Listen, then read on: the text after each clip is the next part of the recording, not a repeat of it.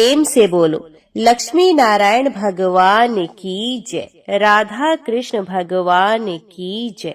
आप सभी को सफला एकादशी व्रत की हार्दिक शुभकामनाएं। सफला एकादशी पोष मास के कृष्ण पक्ष की एकादशी को कहा जाता है और ये इस साल की आखिरी एकादशी है। सफला एकादशी का व्रत 26 दिसंबर 2024 को रखा जाएगा। सफला एकादशी का व्रत रखने से मनुष्य के सभी पाप नष्ट हो जाते हैं और उसका जीवन पवित्र हो जाता है। इस दिन भगवान विष्णु की पूजा और व्रत से उनका आशीर्वाद मिलता है। भगवान के समर्पित होकर भक्त अपने जीवन को सफल बनाते हैं। ये व्रत मोक्ष की प्राप्ति का मार्ग प्रदर्शित करता है। इसका पालन करने से जन्म मरण के चक्कर से मुक्ति मिलती है। व्रत और पूजा से व्यक्ति के अंदर अच्छी भावनाएं जागृत होती हैं और वे सत्कर्म की ओर प्रगति करता है।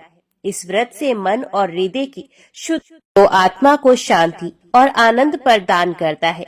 सफला एकादशी व्रत में भक्त को व्रत रखते हुए पूरी श्रद्धा और विश्वास के साथ भगवान विष्णु के चरणों में प्रार्थना करनी चाहिए। कथा सुनना और दान करना इस दिन और भी पुण्यकारी माना गया है। तो आज के वीडियो में आप श्रवण करेंगे सफला एकादशी की पौराणिक व्रत कथा। युधिष्ठिर ने भगवान श्री कृष्ण से कहा, स्वामी, पौष मास के कृष्ण पक्ष में जो एकादशी होती है उसका क्या नाम है, उसकी क्या विधि है तथा उसमें किस देवता की पूजा की जाती है, ये बताइए। भगवान श्री कृष्ण ने कहा, राजेंद्र, बताता हूँ, सुनो। बड़ी बड़ी दक्षिणा वाले यज्ञों से भी मुझे उतना संतोष नहीं होता जितना एकादशी व्रत के अनुष्ठान से होता है। इसलिए सर्वथा प्रयत्न करके एकादशी का व्रत करना चाहिए। पौष मास के कृष्ण पक्ष में सफला नाम की एकादशी होती है। उस दिन पूर्वोक्त विधान से ही विधि पूर्वक एकादशी कल्याण करने वाली है, अतः इसका व्रत अवश्य करना उचित है। जैसे नागों में शेषनाग, पक्षियों में गरुड़, देवताओं में श्री विष्णु तथा मनुष्यों में ब्राह्मण श्रेष्ठ है, उसी प्रकार संपूर्ण व्रतों में एकादशी तिथि श्रेष्ठ है। राजन, सफला एकादशी को नाम मंत्रों का उच्चारण करके फलों के द्वारा श्री हरि का पूजन करें। नारियल के फल, सुपारी, बिजोरा, नींबू, जमीरा नींबू, अनार, सुंदर आंवला, लौंग, बेर तथा विशेषत आम के फलों से देव देवेश्वर श्री हरि की पूजा करनी चाहिए। इसी प्रकार धूप दीप से भी भगवान की अर्चना करें। सफला एकादशी को विशेष रूप से दीप दान करने का विधान है। रात को वैष्णव पुरुषों के साथ जागरण करना चाहिए। जागरण करने वाले को जिस फल की प्राप्ति होती है वे हजारों वर्ष तपस्या करने से भी नहीं मिलता। राजन, अब सफला एकादशी की शुभकारिणी कथा सुनो। चंपावती नाम से विख्यात एक पुरी है जो कभी राजा महिष्मति की राजधानी थी। राज ऋषि महिष्मत के 5 पुत्र थे। उनमें जो ज्येष्ठ था वे सदा पाप कर्म में लगा रहता था, पर स्त्रीगामी और वैश्यासक्त था। उसने पिता के धन को पाप कर्म में ही खर्च किया। वे सदा दुराचार परायण तथा ब्राह्मणों का निंदक था। वैष्णवों और देवताओं की भी हमेशा निंदा किया करता था। अपने पुत्र को ऐसा पापाचारी देखकर राजा महिष्मत ने राजकुमारों में उसका नाम लुब्भक रख दिया। फिर पिता और भाइयों ने मिलकर उसे राज्य से बाहर निकाल दिया। लुब्भक उस नगर से निकलकर गहन वन में चला गया। वहीं रहकर उस पापी ने प्राय समूचे नगर का धन लूट लिया। एक दिन जब वे चोरी करने के लिए नगर में आया तो रात में पहरा देने वाले सिपाहियों ने उसे पकड़ लिया, किंतु जब उसने अपने को राजा महिष्मत का पुत्र बताया तो सिपाहियों ने उसे छोड़ दिया। फिर वे पापी वन में लौट आया और प्रतिदिन मांस तथा वृक्षों के फल खाकर जीवन निर्वाह करने लगा। उस दुष्ट का विश्राम स्थान पीपल वृक्ष के निकट था। वहाँ बहुत वर्षों का पुराना पीपल का वृक्ष था। उस वन में वे वृक्ष एक महान देवता माना जाता था। पाप बुद्धि लुम्भक वहीं निवास करता था। बहुत दिनों के पश्चात एक दिन किसी संचित पुण्य के प्रभाव से उसके द्वारा एकादशी के व्रत का पालन हो गया। पौष मास में कृष्ण पक्ष की दशमी के दिन पापिष्ट लुम्भक ने वृक्षों के फल खाए और वस्त्रहीन होने के कारण रात भर जाड़े का कष्ट भोगा। उस समय ना तो उसे नींद आई और ना ही आराम मिला। वे निष्प्राण सा हो रहा था। सूर्य उदय होने पर भी उस पापी को होश नहीं हुआ। सफला एकादशी के दिन लुम्भक बेहोश पड़ा रहा। दोपहर होने पर उसे चेतना प्राप्त हुई। फिर इधर उधर दृष्टि डालकर वे आसन से उठा और लंगड़े की भांति पैरों से बार बार लड़खड़ाता हुआ वन के भीतर गया। वे भूख से दुर्बल और पीड़ित हो रहा था। राजन, उस समय लुम्भक बहुत से फल लेकर ज्यों ही विश्राम स्थान पर लौटा त्यों ही सूर्यदेव अस्त हो गए। तब उसने वृक्ष की जड़ में बहुत से फल निवेदन करते हुए कहा, इन फलों से लक्ष्मीपति भगवान श्री विष्णु जी संतुष्ट हो। यो कहकर लुम्भक ने रात भर नींद नहीं ली। इस प्रकार अनायास ही उसने इस व्रत का पालन कर लिया। उस समय सहसा आकाशवाणी हुई, राजकुमार, तुम सफला एकादशी के प्रसाद से राज्य और पुत्र प्राप्त करोगे। बहुत अच्छा कहकर उसने वे वरदान स्वीकार किया। इसके बाद उसका रूप दिव्य हो गया। तब से उसकी उत्तम बुद्धि भगवान विष्णु के भजन में लग गई। दिव्य आभूषणों की शोभा से संपन्न होकर उसने अकंटक राज्य प्राप्त किया और 15 वर्षों तक वे उसका संचालन करता रहा। उस समय भगवान श्री कृष्ण की कृपा से उसके मनोज्ञ नामक पुत्र उत्पन्न हुआ। जब वे बड़ा हुआ तब लुम्भक ने तुरंत ही राज्य की ममता छोड़कर उसे पुत्र को सौंप दिया और वे भगवान श्री कृष्ण के समीप चला गया, जहाँ जाकर मनुष्य कभी शोक में नहीं पड़ता। राजन, इस प्रकार जो सफला एकादशी का उत्तम व्रत करता है, इस लोक में सुख भोग कर मरने के पश्चात मोक्ष को प्राप्त होता है। संसार में वे मनुष्य धन्य हैं जो सफला एकादशी के व्रत में लगे रहते हैं। उन्हीं का जन्म सफल है। महाराज, इसकी महिमा को पढ़ने, सुनने तथा उसके अनुसार आचरण करने से मनुष्य राजसूय यज्ञ का फल पाता है। तो सब प्रेम से बोलो, लक्ष्मी नारायण भगवान की जय, राधा कृष्ण भगवान की जय। आइए अब बड़े ही प्रेम से मन की कामनाओं को पूरी करने वाली कथा को सुनते हैं। ओम नमो भगवते वासुदेवाय नमः। भक्त लाखा जी जाति के गौड़ ब्राह्मण थे। राजपुताने के एक छोटे से गांव में उनका घर था। लाखा जी विशेष पढ़े तो नहीं थे, परंतु विष्णु सहस्त्रनाम और गीता उनको कंठस्थ थे और भगवान में उनका अटूट विश्वास था।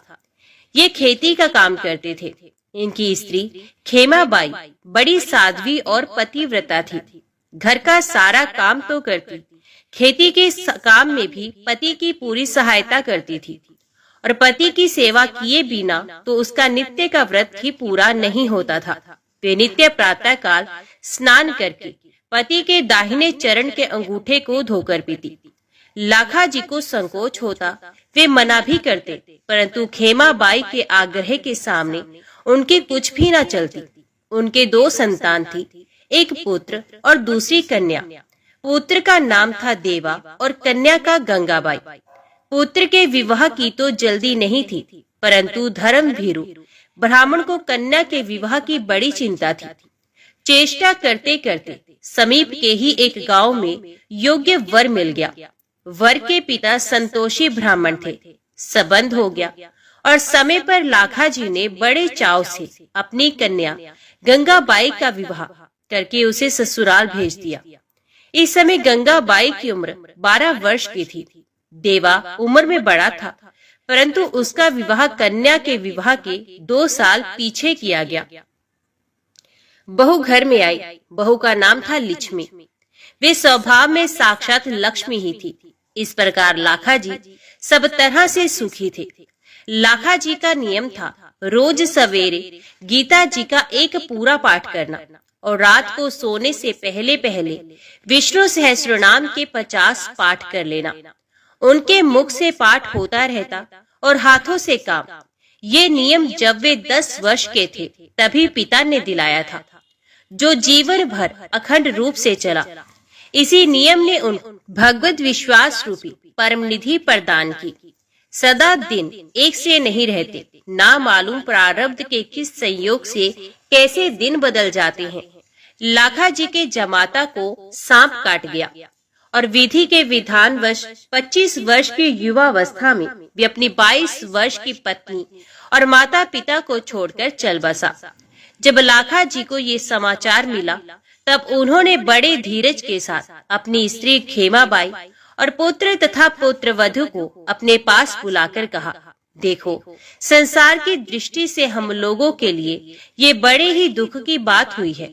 दुख इस बात का इतना नहीं है कि जवाई मर गए। जीवन मरण सब प्रारब्धधीन है, इन्हें कोई टाल नहीं सकता।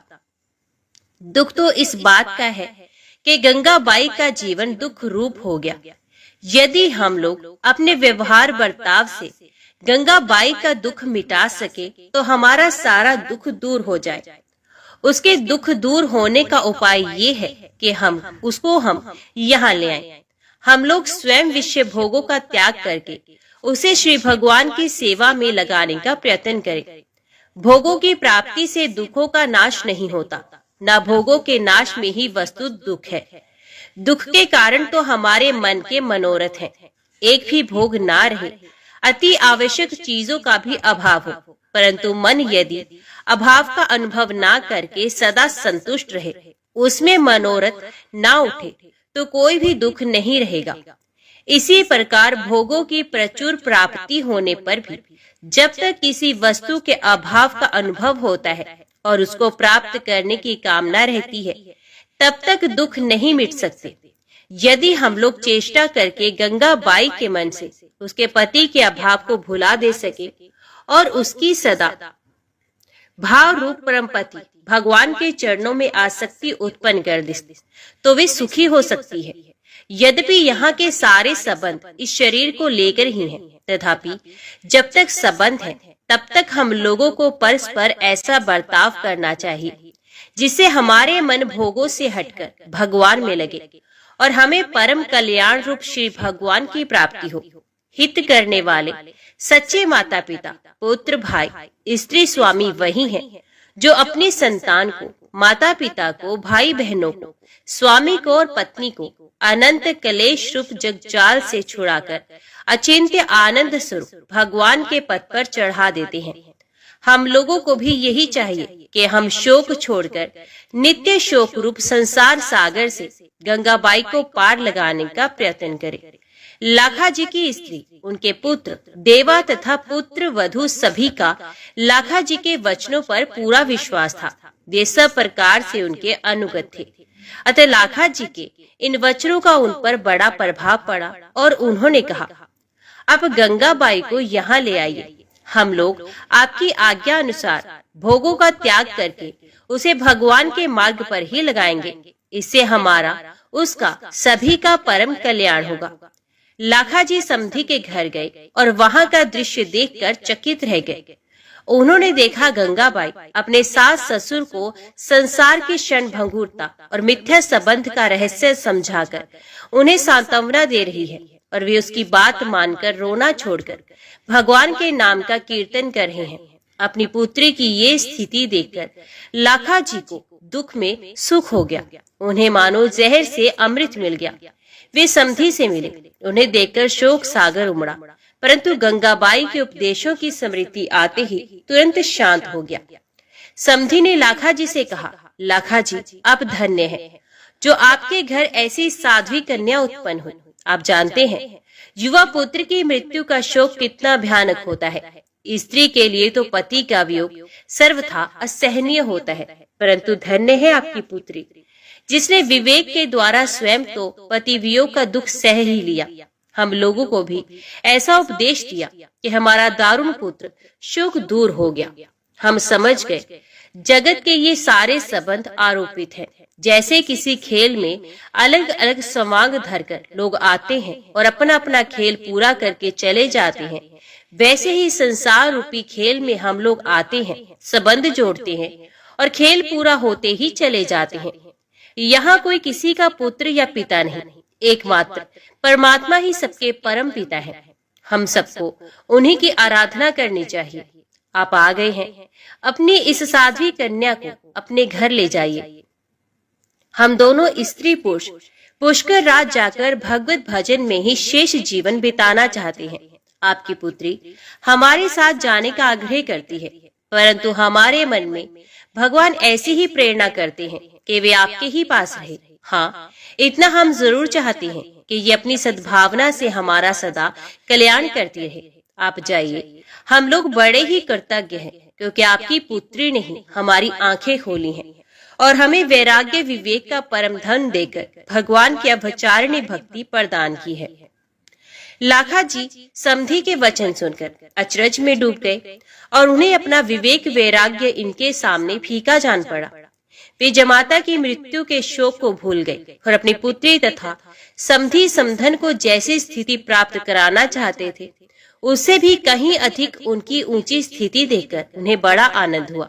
उन्होंने समधी समधन को हर्ष के साथ पुष्कर राज भेज दिया। उनके निर्वाह के लिए घर में जो कुछ भी था सब बेचकर नकद रुपए उन्हें दे दिए और गंगाबाई को साथ लेकर घर की ओर प्रस्थान किया। गंगाबाई को प्रसन्नचित देख लाखा जी ने पूछा, बेटी तेरी ऐसी अनोखी हालत देखकर मैं अचरज में डूब रहा हूँ। मैं तरह तरह के विचार करता आया था कि तुझे कैसे समझाकर धीरज बंधाऊंगा, परंतु तेरी स्थिति देखकर तो मैं चकित हो गया। बता बेटी तुझे ऐसा ज्ञान कहाँ से और कैसे प्राप्त हुआ? गंगाबाई ने कहा, पिताजी ये सारा आपकी भक्ति तथा भजन का प्रताप है। आप जो रोज पूरी गीता और विष्णु सहस्त्रनाम के 50 पाठ करते हैं उन्हीं के प्रताप से भगवान ने मुझको विश्वास प्रदान किया और अपनी कृपा के दर्शन कराए। आपकी कृपा से भैया और मैं हम दोनों ने विष्णु सहस्त्रनाम कंठस्थ कर लिया था। यहाँ आकर मैं जहाँ तक मुझसे बनता निरंतर मन ही मन विष्णु सहस्त्रनाम के पाठ किया करती। आपके जमाता की मृत्यु के 3 दिन पहले भगवान ने मुझको स्वप्न में दर्शन देकर कहा, बेटी तेरे पति की आयु पूरी हो चुकी है, वे मेरा भक्त है। तेरे साथ कोई पूर्व संबंध का संयोग शेष था, इसी से उसने जन्म लिया था। अब इसे 3 दिन बाद सांप डसेगा, उस समय तू इसे मेरा सहस्त्रनाम और गीता सुनाती रहना। ऐसा करने से इसका कल्याण हो जाएगा और ये मेरे धाम को प्राप्त होगा। मैं तुझे वरदान देता हूँ, तुझे शोक नहीं होगा, तुझे सच्चा वैराग्य और ज्ञान प्राप्त होगा। तेरे उपदेश से तेरे सास ससुर भी कल्याण पथ के पथिक होकर अंत में मुझको प्राप्त करेंगे और तू जीवन भर मेरी भक्ति करती हुई अपने माता पिता तथा भाई भौजाई के सहित मेरे परम धाम को प्राप्त होगी। पिताजी इतना कहकर भगवान अंतर ध्यान हो गए और मैं जाग पड़ी। मानो उसी समय से मुझे ज्ञान का प्रकाश मिल गया। मैं सारे शोक मोह से छूटकर पति के कल्याण में लगे। मैंने व्रत धारण किया और रातों जागकर पति देवता को गीता और सहस्त्र नाम सुनाती रही। तीसरे दिन पति देव स्नान करके तुलसी जी को जल दे रहे थे। मैं उनके पास खड़ी सहस्त्र नाम का पाठ कर ही रही थी। वे भी श्री भगवान का नाम ले रहे थे। इसी समय अचानक एक काल सर्प ने आकर उनके पैर को डस लिया और देखते ही देखते ब्रह्मांड फटकर उनके प्राण पखेर उड़ गए। अंतिम श्वास में मैंने सुना उनके मुख से हे नारायण नाम निकला और उनके कान में विष्णु सहस्त्र नाम के नामों ने प्रवेश किया। उनकी आंखें खुल गई। मैंने देखा श्री भगवान चतुर्भुज रूप में उनकी आंखों के सामने विराजित हैं। इतने में ही जोर की ध्वनि हुई और उनका कपाल फट गया। पिताजी पतिदेव की मृत्यु ने मेरे मन में भगवत विश्वास का समुद्र लहरा दिया। अब मैं तो उसी में डूब रही हूँ। आप मेरी सहायता कीजिए जिससे मैं सदा इसी में डूबी रहूं। आप लोग मेरा साथ तो देंगे ही। लाखा जी पुण्य में गंगा की पुण्यपूर्ण वाणी सुनकर गदगद हो गए। उनकी आंखों से आनंद के आंसू बह चले। पिता पुत्री घर आए और माता और भाई भौजाई से मिलकर गंगाबाई ने उल्टी उन्हें सांत्वना दी। लाखा जी और खेमाबाई तो उसे दिन से विरक्त होकर समस्त दिन रात भगवत भजन में ही बिताने लगे। घर की सारी संभाल गंगा माई करने लगी। भाई भौजाई प्रत्येक काम उसकी आज्ञा लेकर करते। वे घर की मालकिन थी और थी भाई भौजाई को प्रामर्थ पथ में राह दिखाकर विघ्नों से बचाकर ले जाने वाली चतुर पथ प्रदर्शिका। भाई देवाजी और भाभी लक्ष्मी दोनों गंगाबाई की आज्ञा के अनुसार माता पिता की सेवा करते, गंगाबाई की सेवा करते और सब समय भगवान का स्मरण करते हुए भगवत सेवा के भाव से ही घर का सारा काम करते। उन्होंने भोगों का त्याग कर दिया था और वे पूर्ण रूप से सादा सीधा संयम पूर्ण जीवन बिताते थे। उनका घर संतों का पावन आश्रम बन गया था। देवी संपदा के गुण सब में स्वाभाविक सिद्ध हो जाते हैं। घर में दोनों समय भगवान बालकृष्ण की पूजा होती थी और उन्हें भोग लगाकर सब लोग प्रसाद पाते थे। इस प्रकार सबका जीवन पवित्र हो गया। लगभग 25 वर्ष बाद लाखा जी और खेमाबाई ने एक ही दिन श्री भगवान का नाम जपते हुए भगवान की मूर्ति के सामने ही शरीर त्याग दिया। देवाजी ने उनका शास्त्रोक्त रीति से अंत्येष्टि संस्कार तथा श्राद्ध किया। पुत्र, वधू और कन्या ने उनके लिए 3000 विष्णु सहस्रनाम के पाठ किए। माता पिता की मृत्यु के बाद बहन, भाई, भौजाई तीनों भगवान के भजन में लगे। भाई भौजाई के विशेष अनुरोध करने पर एक दिन गंगाबाई ने भगवान से प्रकट होकर दर्शन देने की प्रार्थना की।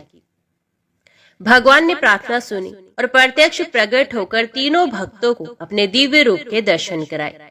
वे तीनों भगवान के प्रत्यक्ष दर्शन पाकर कृतार्थ हो गए और भगवत सेवा में ही अपना शेष जीवन व्यतीत करने लगे और अंत में भगवान के परम धाम को चले गए। तो बोलो लक्ष्मी नारायण भगवान की जय, राधा कृष्ण भगवान की जय। श्री तिरुपति बालाजी के रूप की कथा को सुनने से अनंत फल और माँ लक्ष्मी की कृपा मिलती है। तो आइए भगवान श्री तिरुपति बालाजी की कथा को बड़ी ही श्रद्धा से और प्रसन्नचित्त मन से सुनते हैं। इस कथा को पूरा सुनिए। बोलिए श्री लक्ष्मी नारायण भगवान की जय। तिरुपति बालाजी मंदिर भारत का एक प्रसिद्ध मंदिर है और इस मंदिर में भगवान श्री विष्णु जी के एक अवतार स्वामी वेंकटेश्वर जी की विराजमान मूर्त है। इसी वजह से मंदिर को प्रसिद्धि रूप से स्वामी वेंकटेश्वर मंदिर के नाम से भी जाना जाता है। भगवान वेंकटेश्वर को विष्णु जी का एकमात्र उस रूप से जाना जाता है जिन्होंने कलयुग के कष्टों से लोगों को बचाने के लिए अवतार लिया है। एक बार समस्त देवताओं ने मिलकर एक यज्ञ करने का निश्चय किया। यज्ञ की तैयारी पूर्ण हो गई। तभी वेद ने एक प्रश्न किया तो एक व्यवहारिक समस्या आ खड़ी हुई। ऋषि मुनियों द्वारा किए जाने वाले यज्ञ की हवि तो देवगण ग्रहण करते थे, लेकिन देवों द्वारा किए गए यज्ञ की पहली आहुति किसको होगी, यानी सर्वश्रेष्ठ देव का निर्धारण जरूरी था, जो फिर अन्य सभी देवों को यज्ञ भाग प्रदान करे। ब्रह्मा, विष्णु, महेश परमात्मा थे। इनमें से श्रेष्ठ कौन है, इसका निर्णय आखिर हो तो कैसे हो। भृगु जी ने इसका दायित्व संभाला। वे देवों की परीक्षा लेने चले। ऋषियों से विदा लेकर वे सर्वप्रथम अपने पिता ब्रह्मदेव के पास पहुँचे। ब्रह्मा जी की परीक्षा लेने के लिए भृगु ने उन्हें प्रणाम नहीं किया। इससे ब्रह्मा जी अत्यंत कुपित हुए और उन्हें शिष्टता सिखाने का प्रयत्न किया। भृगु को गर्व था कि वे तो परीक्षित हैं, परीक्षा लेने आए हैं। पिता पुत्र का आज क्या रिश्ता। भृगु ने ब्रह्मदेव से अशिष्ट कर दी। ब्रह्मा जी का क्रोध और बढ़ गया और अपने कमंडल लेकर पुत्र को मारने भागे। भृगु मुनि किसी तरह वहां से जान बचाकर भाग चले आए। इसके बाद वे भगवान शिव के लोक कैलाश गए। भृगु ने फिर से दृष्टता की, बिना कोई सूचना का शिष्टाचार दिखाए या शिवगणों से आज्ञा लिए सीधे वे वहां पहुंच गए जहां शिव जी माता पार्वती के साथ विश्राम कर रहे थे। आए तो आए, साथ ही अशिष्ट का आचरण भी किया। शिव जी शांत रहे, पर भृगु न समझे। शिव जी को क्रोध आया तो उन्होंने अपना त्रिशूल उठाया। भृगु वहां से भी भागे। अंत में भगवान विष्णु के पास क्षीर सागर पहुंचे। श्री हरि केश श्रेयस पर लेटे निद्रा में थे और देवी लक्ष्मी उनके चरण दबा रही थी। महर्षि भृगु 2 स्थानों से अपमानित करके भगाए गए थे। उनका मन बहुत दुखी था। विष्णु जी को सोता देख उन्हें ना जाने क्या हुआ और उन्होंने विष्णु जी को जगाने के लिए उनकी छाती पर एक लात जमा दी। विष्णु जी जाग गए और भृगु से बोले, मेरी छाती वज्र के समान कठोर है। आपका शरीर तप के कारण दुर्बल हो चुका है। कहीं आपके पैर में चोट तो नहीं आई? आपने मुझे सावधान करके कृपा की है। आपका चरण चिन्ह मेरे वक्ष पर सदा अंकित रहेगा। भृगु को बड़ा आश्चर्य हुआ। उन्होंने तब भगवान की परीक्षा लेने के लिए यह अपराध किया था, परंतु भगवान तो दंड देने के बदले मुस्कुरा रहे थे। उन्होंने निश्चय किया कि श्री हरि सी विनम्रता किसी में नहीं। वास्तव में विष्णु जी ही सबसे बड़े देवता हैं। भृगु जी ने लौटकर सभी ऋषियों को पूरी घटना सुनाई। सभी ने एक मत से ये निश्चय किया कि भगवान विष्णु को ही यज्ञ का प्रधान देवता समझकर मुख्य भाग दिया जाएगा। लक्ष्मी जी ने भृगु को अपने पति की छाती पर लात मारते देखा तो उन्हें बड़ा क्रोध आया, परंतु उन्हें इस बात पर शोभ भी हुआ कि श्री हरि ने उदंड को दंड देने के स्थान पर उसके चरण पकड़ लिए और उल्टे क्षमा मांगने लगे। क्रोध से तमतमाई महालक्ष्मी को लगा कि वे जिस पति को संसार का सबसे शक्तिशाली समझती है वे तो निर्बल है। ये धर्म की रक्षा करने के लिए अधर्म एवं दुष्टों का नाश कैसे करते होंगे। महालक्ष्मी ग्लानि से भर गई और मन श्री हरि से उचट गया। उन्होंने श्री हरि और वैकुंठ लोक दोनों के त्याग का निश्चय कर लिया। स्त्री का स्वाभिमान उसके स्वामी के साथ बंधा होता है। उनके समक्ष कोई स्वामी पर प्रहार कर गया और स्वामी ने प्रतिकार भी नहीं किया। ये बात मन में कोत रही थी।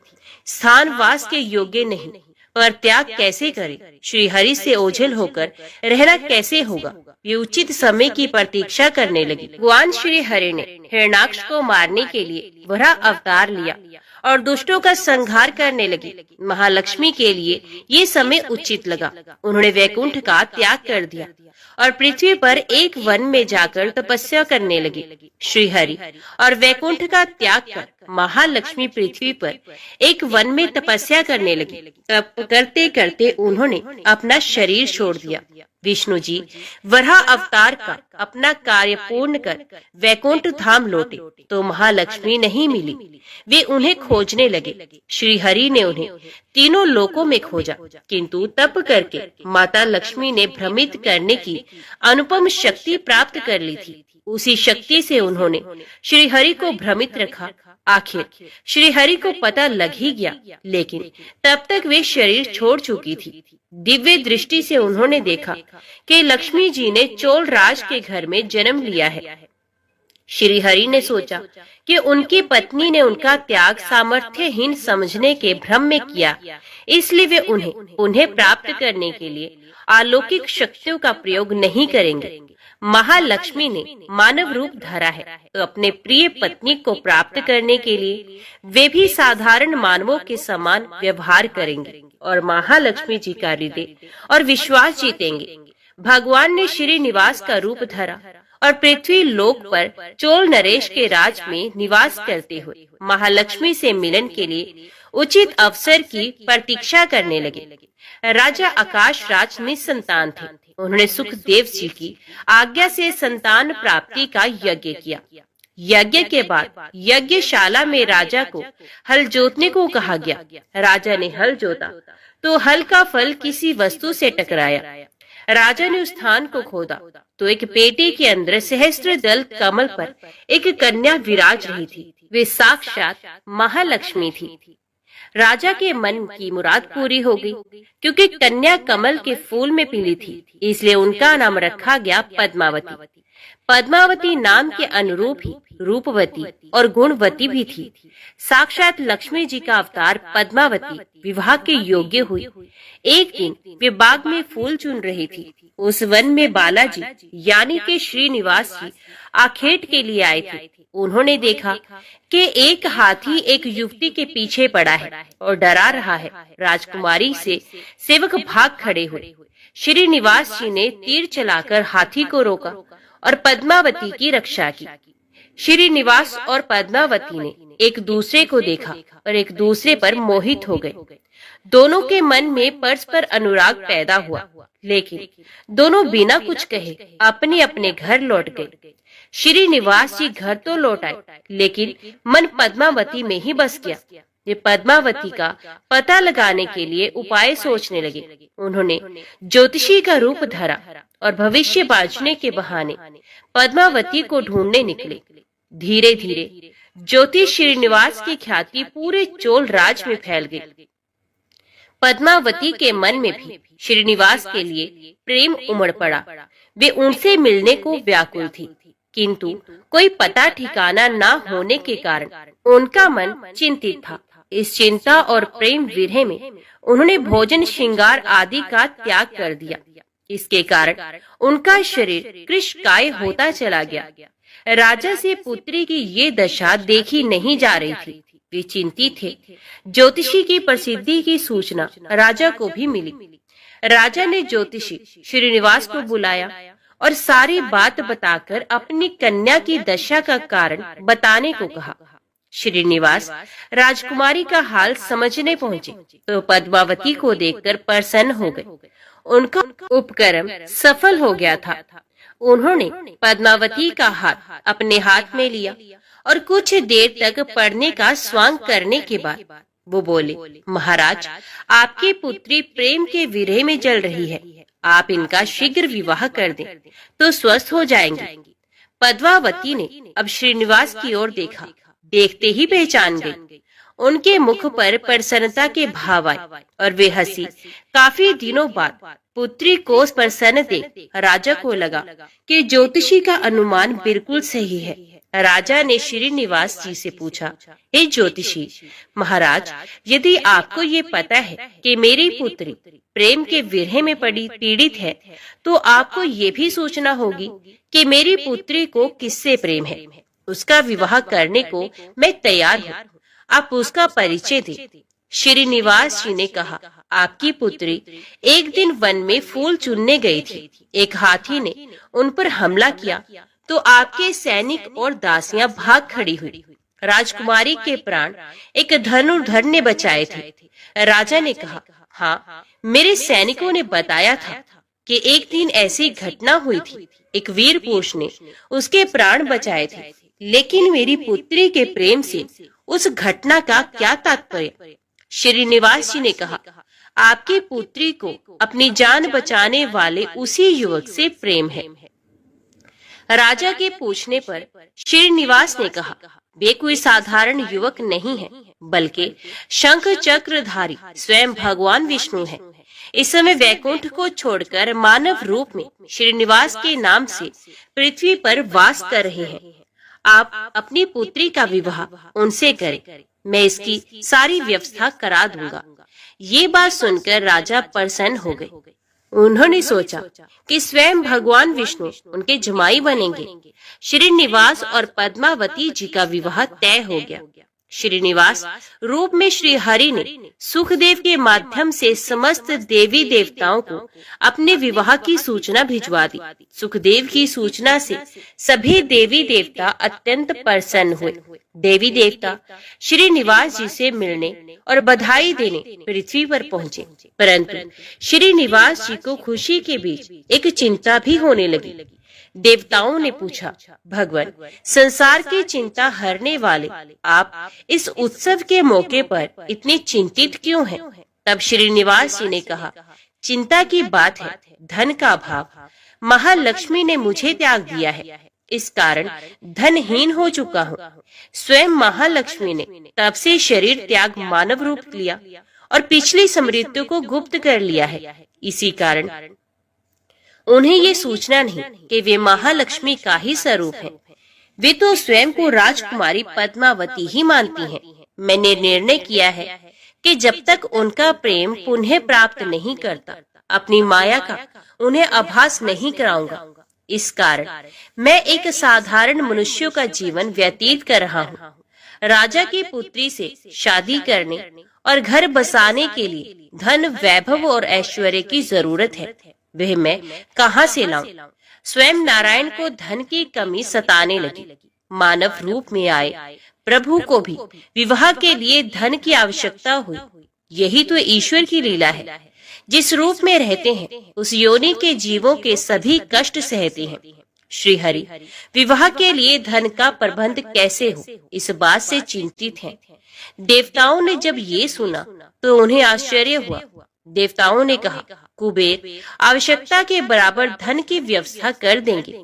देवताओं ने कुबेर का आवाहन किया तो कुबेर जी प्रकट हुए। कुबेर ने कहा, ये तो मेरे लिए प्रसन्नता की बात है कि आपके लिए मैं कुछ कर सकूं। प्रभु, आपके लिए धन का तत्काल प्रबंध करता हूँ। कुबेर का कोष आपकी कृपा से ही रक्षित है।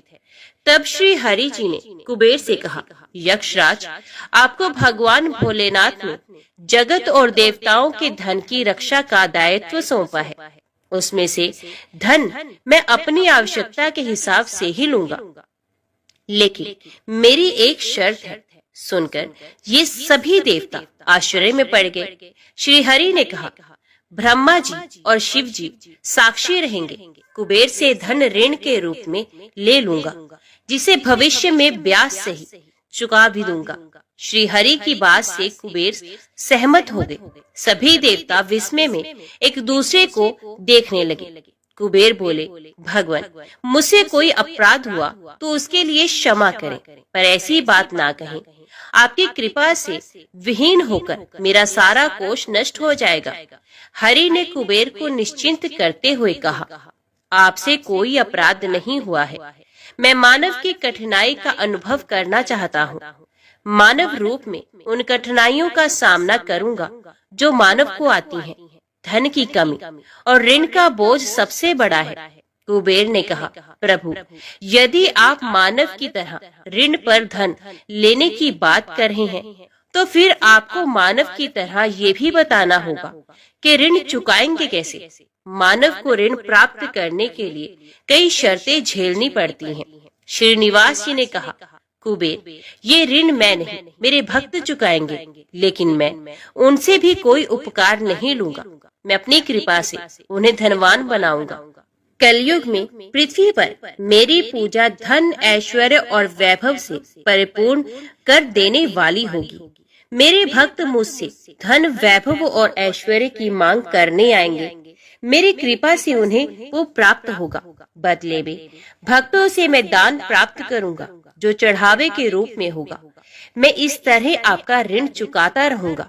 कुबेर जी ने कहा, भगवान, कलयुग में मानव जाति धन के विषय में बहुत विश्वास के योग नहीं रहेगी। उन पर आवश्यकता से अधिक विश्वास करना क्या उचित होगा? तब श्रीनिवास जी बोले, शरीर त्यागने के बाद तिरुपति के तिरुमला पर्वत पर बालाजी के नाम से लोग मेरी पूजा करेंगे। मेरे भक्तों की अटूट श्रद्धा होगी। वे मेरे आशीर्वाद से प्राप्त धन में मेरा हिस्सा रखेंगे। इस रिश्ते में ना कोई दाता है, ना कोई याचक है। कुबेर, कलयुग के आखिर तक भगवान बालाजी धन, ऐश्वर्य और वैभव के देवता बने रहेंगे। मैं अपने भक्तों को धन से परिपूर्ण करूंगा, तो मेरे भक्त दान से न केवल मेरे प्रति अपना ऋण उतारेंगे, बल्कि मेरा ऋण उतारने में भी मदद करेंगे। इस तरह कलयुग की समाप्ति के बाद मैं आपका मूल धन लौटा दूंगा। कुबेर जी ने श्री हरि द्वारा भक्त और भगवान के बीच एक ऐसे रिश्ते की बात सुनकर उन्हें प्रणाम किया और धन का प्रबंध कर दिया। भगवान श्रीनिवास जी और कुबेर जी के बीच हुए समझौते के साक्षी स्वयं ब्रह्मा और भगवान शिव थे। दोनों वृक्ष रूप में साक्षी बन गए। आज भी पुष्करणी के किनारे ब्रह्मा और शिव बरगद के पेड़ के रूप में साक्षी बनकर खड़े हैं। ऐसा कहा जाता है कि निर्माण कार्य के लिए स्थान बनाने के लिए इन दोनों पेड़ों को जब काटा जाने लगा तो इनमें से खून की धारा फूट पड़ी थी। पेड़ काटना बंद करके उसकी देवता की तरह पूजा होने लगी। श्रीनिवास जी और पद्मावती जी की शादी पूरी धूमधाम से हुई, जिसमें सभी देवगण पधारे। भक्त मंदिर में दान देकर भगवान पर चढ़ावा ऋण उतार रहे हैं, जो कलयुग के अंत तक जारी रहेगा। तो बोलिए, श्री लक्ष्मी नारायण भगवान की जय। चंद्रवंश में सुवीर नाम से प्रसिद्ध एक राजा हो गए हैं। दक्षिण भारत के नारायणपुर में उनकी राजधानी थी। महाराज सुवीर की रानी नंदिनी के गर्भ से एक पुत्र हुआ, जिसका नाम तोंडमान रखा गया। राजकुमार तोंडमान बड़े ही वीर थे। 5 ही वर्ष की अवस्था से उनके हृदय में भगवान विष्णु की भक्ति प्रकट हो गई थी। युवा होने पर पांडे नरेश की सुंदरी पुत्री पद्मा के साथ उनका विवाह हुआ। विभिन्न देशों की अनेक राजकुमारियों ने भी स्वयंवर सभा में उनका ही वर्ण किया था। उन्हें देवराज इंद्र की भांति रिद्धि सिद्धि एवं सुखभोग की सामग्री सुलभ थी, तो भी वे उनमें आसक्त न होकर सदा भगवान के चिंतन में ही संलग्न रहते थे। एक दिन राजकुमार तोंडमान पिता की आज्ञा से वेंकटगिरी के समीप शिकार खेलने के लिए गए। शिकार में वे उन्हीं हिंसक जीवों का वध करते थे जो प्रजा के लिए भय उपस्थित करने वाले थे। स्वर्णमुखरी नदी पार करके ब्रह्म ऋषि शुक और रेणुका देवी का दर्शन करते हुए तोंडमान जब पश्चिम दिशा की ओर आगे बढ़े, तब एक जगह उन्हें पंचरंगा तोता दिखाई दिया। वे देखने में बड़ा ही सुंदर था और भगवान श्रीनिवास का नाम रट रहा था। उसकी दिव्य आकृति और मधुर बोली पर राजकुमार मुग्ध हो गए और उसे पकड़ने के लिए उसका पीछा करने लगे। तोता उड़कर वेंकटाचल के शिखर पर जा पहुंचा। तोंडमान भी उसका अनुसरण करते हुए गिरिराज पर चढ़ गए, परंतु वहां वे तोता कहीं भी दिखाई नहीं दिया। पास ही में श्यामा कवन था। निषाद राज वसु, जो भगवान श्रीनिवास के अनन्य भक्त थे, उस वन की रखवाली करते थे। राजकुमार को आते देख उन्होंने उनकी अगवानी की और उन्हें प्रणाम करके विनीत भाव से दोनों हाथ जोड़कर कहा, युवराज स्वागत है, कहिए आपकी क्या सेवा करूं? राजकुमार बोले, वनेचर, इधर एक पंचरंगा तोता उड़ता हुआ आया है, क्या तुमने उसे देखा है? वे श्रीनिवास की रट लगा रहा था, मैं उसी को ढूंढ रहा हूँ, बताओ वे किधर गया है? वसु ने कहा, युवराज वे भगवान श्रीनिवास का तोता है, उसे श्रीदेवी और भूदेवी ने ही पाल पोस कर बड़ा किया है, उसे कोई पकड़ नहीं सकता। भगवान को वे शुक बहुत ही प्रिय है। अब मैं भगवान की आराधना के लिए जाता हूँ, जब तक लौटकर ना आऊं तब तक आप यहीं वृक्ष के नीचे आराम कीजिए। राजा ने कहा, निषाद राज, मैं भी भगवान के दर्शन करूंगा, मुझे अपने साथ ले चलिए। वसु ने बहुत अच्छा कहकर युवराज को अपने साथ ले लिया। स्वामी पुष्करणी में युवराज सहित विधि पूर्वक स्नान करके वे दिव्य विमान में विराजमान भगवान श्रीनिवास के समीप गए। तोंडमान ने देखा, बिल वृक्ष के नीचे भगवान का दिव्य विमान प्रकाशित हो रहा है, उसके भीतर भगवान श्रीनिवास विराज रहे हैं। परम सुंदरी श्री देवी और भूदेवी उनकी सेवा में संलग्न है।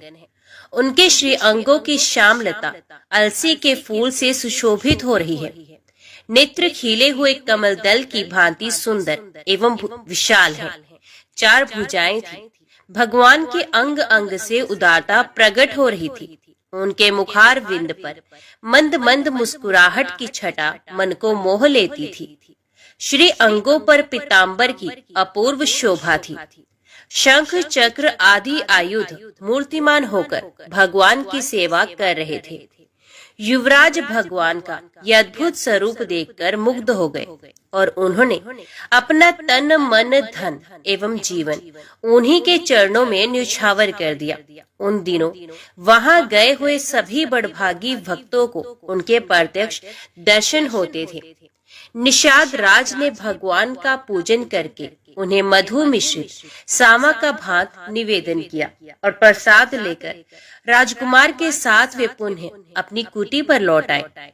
रात में उनकी कुटी पर रहकर राजकुमार ने सत्संग का सुख उठाया और प्रातः काल सेवकों सहित अपने नगर को प्रस्थान किया।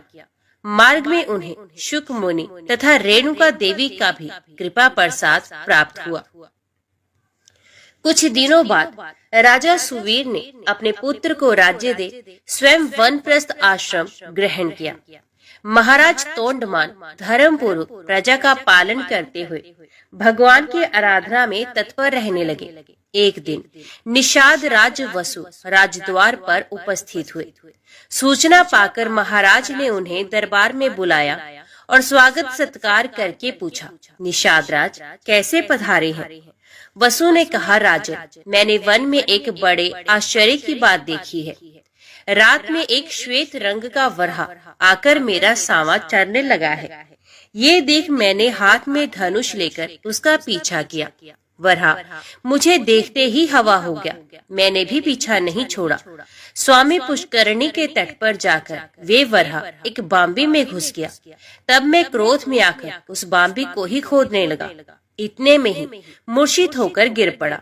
उसी समय मेरा पुत्र भी वहां आ पहुंचा। मुझे मूर्छित देख वे भगवान मधुसूदन की स्तुति करने लगा। तब भगवान वराह का मुझ में आवेश हुआ। उन्होंने मेरे पुत्र से कहा, निषादराज वसु, शीघ्र ही महाराज तोंडमान के पास जाकर मेरा सारा वृतांत उनसे कहो।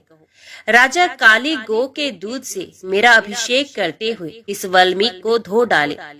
इसके भीतर एक सुंदर शिला प्राप्त होगी। उसे लेकर शिल्पी द्वारा मेरी वराह मूर्ति का निर्माण कराए, जिससे मैं भूमि देवी को अपने बाएं अंक में लेकर खड़ा रहूं। मूर्ति तैयार हो जाने पर बड़े बड़े मुनीश्वरों और वेखानस महात्माओं द्वारा उसकी स्थापना कराकर स्वयं तोंडमान भी उसकी पूजा करे। यो कहकर भगवान वराह ने मुझे छोड़ दिया। तब मैं पूर्वत स्वस्थ हो गया। देवाधिदेव भगवान वराह आपसे क्या कराना चाहते हैं, ये बताने के लिए ही मैं आपकी सेवा में उपस्थित हुआ हूँ। राजा ने भगवान की इस आज्ञा को बड़ी प्रसन्नता के साथ शिरोधार्य किया। ग्वालों को आज्ञा दे दी, मेरे यहाँ जितनी भी काली और कपिला गोए हैं उन सबको वेंकटाचल पर ले चलो। मंत्रियों को आदेश मिला, कल ही यात्रा करनी है, इसकी समुचित व्यवस्था की जाए। तदंतर तोंडमान अंतपुर में गए और सभी रानियों से वराह भगवान का वे आदेश सुनाकर रात में वहीं सो गए। सपने में भगवान श्रीनिवास ने उन्हें बिल का मार्ग दिखलाया और राजद्वार से लेकर बिल के समीप तक पल्लव बिछवा दिए। सवेरे उठने पर राजा ने अपना स्वप्न लोगों पर प्रकट किया और द्वार पर बिछे हुए पल्लव वहां प्रत्यक्ष दिखाई दिए। महाराज ने शुभ मुहूर्त में यात्रा की और बिल के समीप पहुंचकर वहां एक सुंदर नगर बसाया। भगवान के आदेश के अनुसार उन्होंने मूर्ति निर्माण, प्रतिष्ठा और पूजन का कार्य बड़ी धूमधाम से संपन्न किया। वे प्रतिदिन बिल के मार्ग से आकर भगवान को प्रणाम करते और लौट जाते थे। एक दिन राजा के यहाँ एक ब्राह्मण देवता अपनी पत्नी के साथ पधारे और इस प्रकार बोले, महाराज, मैं वशिष्ठ कुल में उत्पन्न सामवेदी ब्राह्मण हूँ। मेरा नाम वीर शर्मा है। हम दोनों दंपति घर से तीर्थ यात्रा के लिए निकले हैं, परंतु गर्भवती होने के कारण मेरी पत्नी से चला नहीं जाता। अतः आप इसे अंतपुर में रखकर तब तक इसकी रक्षा करें जब तक मैं तीर्थ यात्रा से वापस लौट न आऊं। राजा ने तथास्तु कहकर उसकी रक्षा का भार ले लिया। ब्राह्मण देवता निश्चिंत होकर चले गए। महाराज ने सेवकों को आज्ञा देकर ब्राह्मणी के लिए अंतपुर में एक एकांत गृह की व्यवस्था करवा दी और एक बार 6 महीने के लिए अन्न दिलवा दिया। ब्राह्मणी पतिव्रता और लज्जावती थी। वे किसी भी परपुर से बात नहीं करती थी। 6 महीने तक वे उस अन्न से निर्वाह करती रही। दैवश राजा को ब्राह्मणी की याद ना रही। 6 महीने के बाद अन्न का अभाव हो गया तो ब्राह्मणी ने स्वयं मुंह खोलकर मांगा नहीं। बेचारी भूख की पीड़ा सहती हुई ही मर गई। ब्राह्मण देवता तीर्थ यात्रा पूरी करके पूरे 2 वर्ष बाद वापस लौटे। तब तक ब्राह्मणी के एकांत निवास में कोई नहीं गया था। ब्राह्मण ने महाराज के दरबार में उपस्थित हो गंगा जल से भरी हुई एक शीशी भेंट की और अपनी पत्नी का कुशल समाचार पूछा। महाराज को अब याद आई। वे शंकित होकर अंतपुर में गए। ब्राह्मणी की मृत्यु हो चुकी है ये जानकर वे चुपचाप बिल के मार्ग से भगवान श्रीनिवास के समीप वेंकटाचल पर चले गए और भगवान से सब समाचार कह सुनाया। भक्त वत्सल प्रभु ने देखा राजा तोंडमान ब्रह्मशाप से भयभीत है। तब उन्हें सांत्वना देते हुए उनसे कहने लगे, राजन, यहाँ से पूर्व भाग में जो अस्थि सरोवर है उसी में द्वादशी तिथि को आकर ब्राह्मणी के शव को स्नान कराओ, वे जीवित हो जाएगी। भगवान श्रीनिवास का ये वचन सुनकर राजा अपने नगर में आए। फिर अपनी रानियों तथा ब्राह्मणियों के शव को भी अलग अलग डोलियों में बिठाकर भगवान का दर्शन करने के ब्यास से चले। अस्थि सरोवर में पहुंचकर उन्होंने रानियों को स्नान करने की आज्ञा दी। रानियों ने स्वयं स्नान करते समय ब्राह्मणी के शव को भी उस सरोवर के जल में डाल दिया। भगवान की कृपा से वे जी उठी।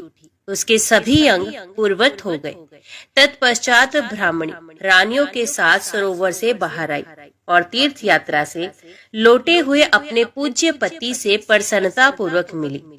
राजा ने बहुत धन देकर ब्राह्मण दंपत्ति को आदर पूर्वक विदा किया। ब्राह्मण ने अपनी स्त्री का समाचार और भगवान वेंकटेश्वर का अद्भुत प्रभाव सुना। वे राजा को आशीर्वाद देकर प्रसन्नता पूर्वक अपने देश को लौट गए। एक दिन महाराज ने एक भगवत भक्त कुम्हार दंपत्ति के परम धाम आगमन की अद्भुत घटना अपनी आंखों से देखी। फिर तो उनका मन इस संसार के सुख भोग से सर्वथा विरक्त हो गया। उन्होंने अपने पुत्र श्रीनिवास को राज्य देकर स्वयं वेंकटाचल पर बड़ी भारी तपस्या की। भगवान ने प्रत्यक्ष दर्शन दिया और कहा, राजन वर मांगो। राजा ने भगवान के नित्य धाम में रहकर उनकी सेवा का सौभाग्य मांगा। भगवान ने एवं वस्तु कहकर भक्त को अनुग्रहित किया। राजा ने प्रभु के चरणों में साष्टांग प्रणाम करके इस नश्वर देह को त्याग दिया और विष्णु सारूप्य प्राप्त करके दिव्य विमान पर जा बैठे। उस समय देवता और गंधर्व आकाश से फूलों की वृष्टि करते हुए उनके सौभाग्य की भूरी भूरी प्रशंसा करने लगे। इस प्रकार राजा तोंडमान ने अपनी अनन्य भक्ति के प्रभाव से भक्त वत्सल श्री हरि का जरा मृत्यु रहित पुनरावृत्ति शून्य वैकुंठ धाम प्राप्त किया। तो बोलो लक्ष्मी नारायण भगवान की जय। जय श्री राधे कृष्ण। ओम नमो भगवते वासुदेवाय नमः। आज की वीडियो में इतना ही। उम्मीद करती हूँ वीडियो आपको पसंद आई होगी। वीडियो पसंद आई हो तो वीडियो को लाइक और चैनल को सब्सक्राइब जरूर कीजिएगा। जय श्री हरि लिखकर कमेंट बॉक्स में अपनी हाजिरी और अपने सुझाव देना ना भूलेगा। तो मिलते हैं अगली कथा अगली वीडियो के साथ।